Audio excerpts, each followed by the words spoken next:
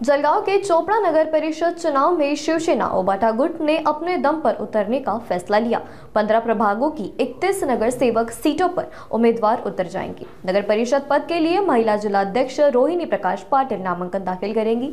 रोहिणी पाटिल का कहना है कि यह चुनाव आम कार्यकर्ताओं के लिए है, इसलिए हम उन्हें टिकट देंगे जो कार्यकर्ता के प्रति वफादार और जुड़े हुए हैं। पार्टी ने साफ किया है कि चुनाव पूरी ताकत से लड़ा जाएगा।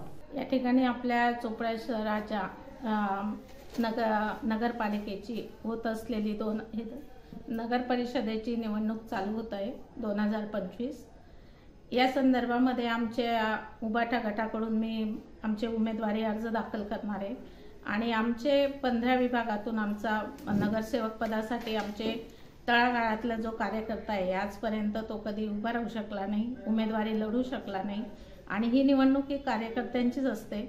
म्हणून मी एक माझ्या कार्यकर्त्यांना न्याय मिळावा यासाठी मी त्यांना हक्काचा त्यांना म्हणजे एक निवडणुकीचा अधिकार म्हणून मिळवून देण्याचा प्रयत्न करते। त्यासाठी मी त्यांच्या मागे उभी राहून मला पक्षाने जो वरून सांगितला आदेश दिला सोबळावर आम्ही आमचा उमेदवारी अर्ज दाखल करणार आहे आणि मी माझा एक नगराध्यक्ष पदाचा अर्ज देखील मी त्यांच्यासोबत उद्या भरणार आहे। मॅडम, नगराध्यक्ष पदासाठी आपण उमेदवारी अर्ज दाखल करताय, जर चोपडा शहरातील जे जनता आहे, मतदार आहे, यांनी जर आपल्याला संधी दिली तर काय आपलं शहरासाठी काय विजन आपले? माझं तर पहिलं विजन असं राहील की आपल्या चोपडा शहरामध्ये जे 8 दिवसानंतर पाणी येत आहे, पिण्याचं पाणी, तर एवढी 70 कोटीची योजना येऊन देखील आपल्या चोपडा शहराला 8 दिवस काय 10 दिवस, काही भागांमध्ये 12-12 दिवस, काही वेळेला अडचण असली तर 12 दिवस सुद्धा पाणी येत नाही आपल्याकडे पिण्याचं।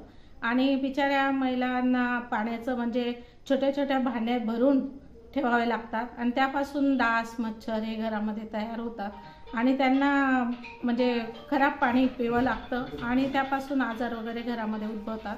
तर माझ्याकडे ज्या आतापर्यंत महिलांनी समस्या मांडल्या आहेत तर ती पहिली समस्या पाण्याची असेल। मी पाण्याचा म्हणजे